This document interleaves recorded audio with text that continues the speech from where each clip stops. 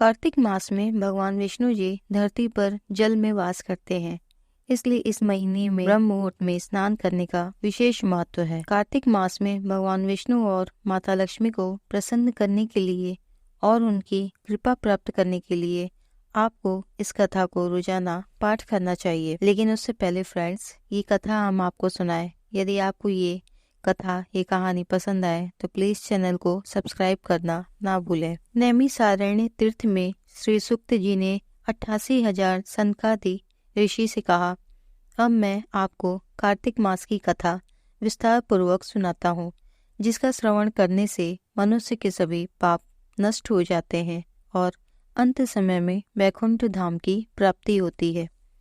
सूत जी ने कहा, श्री कृष्ण जी से अनुमति लेकर देवर्षि नारद के चले जाने के बाद सत्यभामा प्रसन्न होकर भगवान कृष्ण से बोली, हे प्रभु, मैं धन्य हुई, मेरा जन्म सफल हुआ।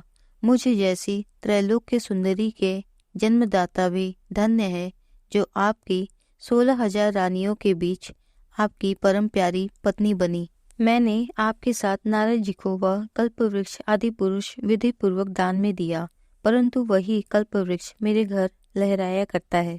यह बात मृत्यु लोक में किसी स्त्री को ज्ञात नहीं है। हे त्रिलोकीनाथ, मैं आपसे कुछ पूछने की इच्छुक हूँ।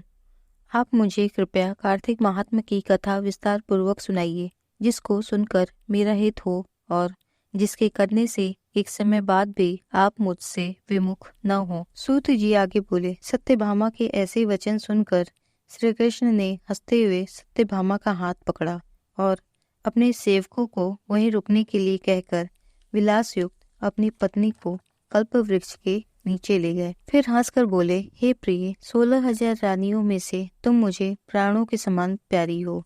तुम्हारे लिए मैंने इंद्र और देवताओं से विरोध किया था। हे कांते, जो बात तुमने मुझसे पूछी है उसे सुनो। एक दिन मैंने तुम्हारी इच्छा पूर्ति के लिए गरुड़ पर सवार होकर इंद्रलोक जाकर कल्प वृक्ष मांगा। इंद्र द्वारा मना किए जाने पर इंद्र और गरुड़ में घोर युद्ध हुआ और गौलोक में भी गरुड़ जी गौवों से युद्ध किया। गरुड़ की चोंच से उनके कान एवं पूंछ कटकर गिरने लगे, जिससे 3 वस्तुएं उत्पन्न हुई। कान से तंबाकू, पूंछ से गोभी और रक्त से मेहंदी बनी। इन तीनों का प्रयोग करने वाले को मोक्ष नहीं मिलता।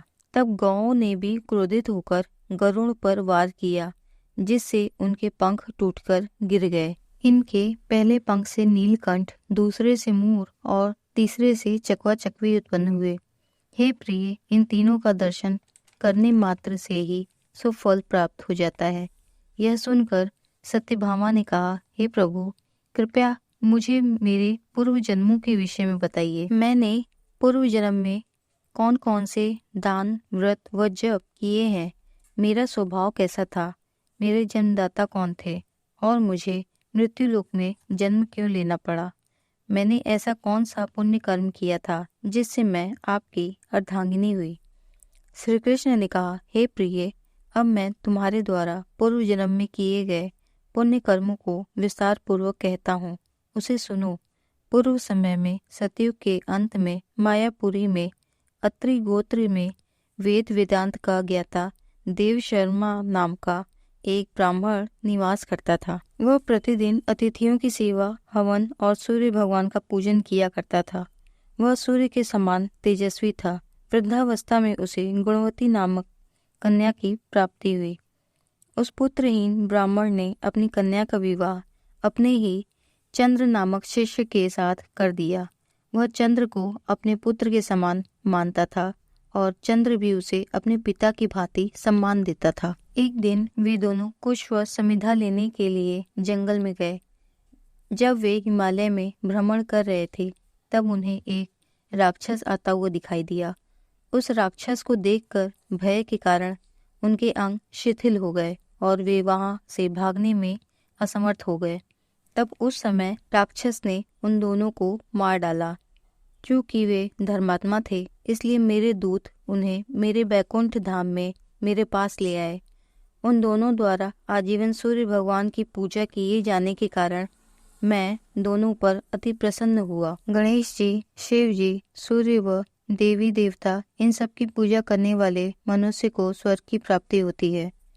मैं एक होता हुआ भी काल और कर्मों के भेद से 5 प्रकार का होता हूँ। जैसे एक देवदत्त, पिता, भ्राता आदि नामों से पुकारा जाता है।